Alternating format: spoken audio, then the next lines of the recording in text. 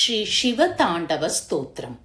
ಜಟಾಟವಿಗಲಜ್ಜಲಪ್ರವಾಹಪಾವಿತಸ್ಥಲೆ ಗಲೇವಲಂಬ್ಯ ಲಂಬಿತಾಂ ಭುಜಂಗತುಂಗಮಾಲಿಕಾಂ ಡಮಡ್ಡಮಡ್ಡಮಣ್ಣಿನಾದವಡ್ಡಮರ್ವಯಂ ಚಕಾರ ಚಂಡತಾಂಡವಂ ತನೋತು ನ ಶಿವ ಶಿವಂ. ಜಟಾಕಟಾಹ ಸಂಭ್ರಮ ಭ್ರಮನ್ನಿಲಿಂಪ ನಿರ್ಜರಿ ವಿಲೋಲವೀಚಿವಲ್ಲರಿ ವಿರಾಜಮಾನ ಮೂರ್ಧನಿ ಧಗದ್ದಗದ್ದಗಜ್ವಲಲ್ಲಲಾಟ ಪಾವಕೆ ಕಿಶೋರ ಚಂದ್ರಶೇಖರೇ ರತಿ ಪ್ರತಿಕ್ಷಣಂ ಮಮ. ಧರಾಧರೇಂದ್ರ ನಂದಿನಿ ವಿಲಾಸ ಬಂಧು ಬಂಧುರ ಸ್ಫುರದ್ದಿಗಂತ ಸಂತತಿ ಪ್ರಮೋದಮಾನ ಮಾನಸೇ ಕೃಪಾ ಕಟಾಕ್ಷ ಧೋರಣಿ ನಿರುದ್ಧ ದುರ್ಧರಾಪದಿ ಕ್ವಚಿದ್ದಿಗಂಬರೇ ಮನೋ ವಿನೋದ ಮೇತು ವಸ್ತುನಿ.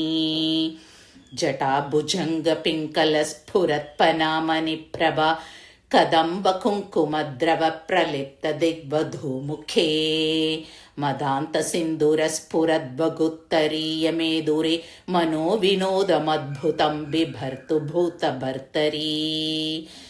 ಸಹಸ್ರಲೋಚನ ಪ್ರಭೃತ್ಯ ಶೇಷಲೇಖ ಶೇಖರ ಪ್ರಸೂನ ಧೂಲಿ ಧೋರಣಿ ವಿದೂಸರಾಂಗ್ರಿ ಪೀಠಭೂಃ ಭುಜಂಗರಾಜಮಾಲಯಾನಿ ಬದ್ಧ ಜಾಟ ಜೂಟಕ ಶ್ರಿಯೈ ಚಿರಾಯ ಜಾಯತಾಂ ಚಕೋರ ಬಂಧು ಶೇಖರ. ಲಲಾಟ ಚದ್ವರ ಜ್ವಲ ಧನಂಜಯ ಸ್ಫುಲಿಂಗಭಾ ನಿಪೀತ ಪಂಚಸಾಯಕಂ ನಮನ್ನಿಲಿಂಪನಾಯಕಂ ಸುಧಾಮಯೂಖಲೇಖಯಾ ವಿರಾಜಮಾನ ಶೇಖರಂ ಮಹಾಕಪಾಲಿ ಸಂಪದೇ ಶಿರೋ ಜಟಾಲಮಸ್ತು ನ. ಕರಾಲ ಫಾಲ ಪಟ್ಟಿಕಾ ದಗದ್ದಗದ್ದಗಜ್ವಲ ಧನಂಜಯಾಹುತೀಕೃತ ಪ್ರಚಂಡ ಪಂಚಸಾಯಕೇ ಧರಾಧರೇಂದ್ರ ನಂದಿನಿ ಕುಚಾಕ್ರ ಚಿತ್ರ ಪತ್ರಕ ಪ್ರಕಲ್ಪನೈಕ ಶಿಲ್ಪಿನಿ ತ್ರಿಲೋಚನೆ ರತಿರ್ಮಮ.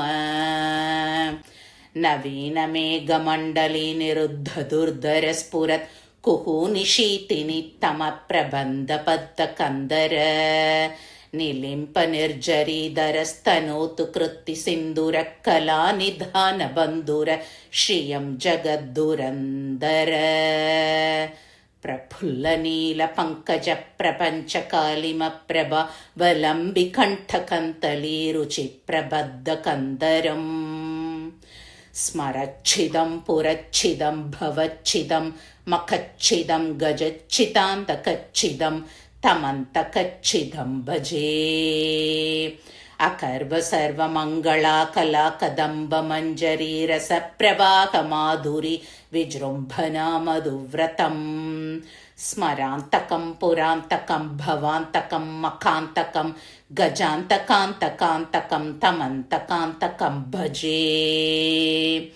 ಜಯದ್ವದಭ್ರವಿಭ್ರಮ ಭ್ರಮದ್ಭುಜಂಗಮಶ್ವಸತ್ ವಿನಿರ್ಗಮತ್ ಕ್ರಮಸ್ಫುರತ್ ಕರಾಲ ಫಾಲ ಹವ್ಯವಾಡ್ ಧಿಮಿದ್ಧಿಮಿದ್ಧಿಮಿಧ್ವನನ್ ಮೃದಂಗ ತುಂಗ ಮಂಗಳ ಧ್ವನಿ ಕ್ರಮ ಪ್ರವರ್ತಿತ ಪ್ರಚಂಡ ತಾಂಡವ ಶಿವ.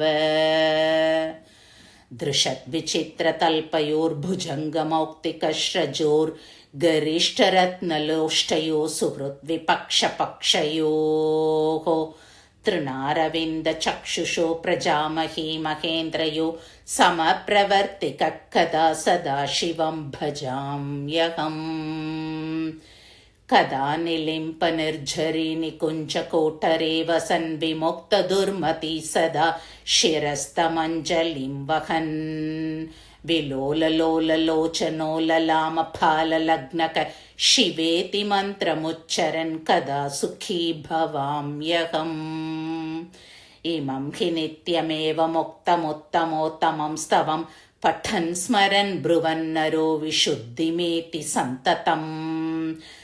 ಹರೇ ಗುರೌ ಸುಭಕ್ತಿಮಾಶು ಯಾತಿ ನಾನ್ಯಥಾ ಗತಿಂ ವಿಮೋಹನಂ ಹಿ ದೇಹಿನಾಂ ಸುಶಂಕರಸ್ಯ ಚಿಂತನಂ ವಿಮೋಹನಂ ಹಿ ದೇಹಿನಾಂ ಸುಶಂಕರಸ್ಯ ಚಿಂತನಂ.